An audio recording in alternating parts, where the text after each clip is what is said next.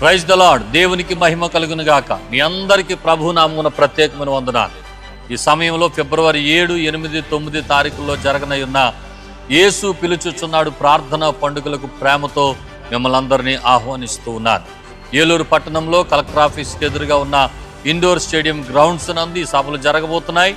దైవజనులు doctor Paul Dinakaran గారి కుటుంబం అందరూ కూడా ఏలూరు పట్టణానికి వస్తున్నారు, పరిచర్య చేయబోతున్నారు.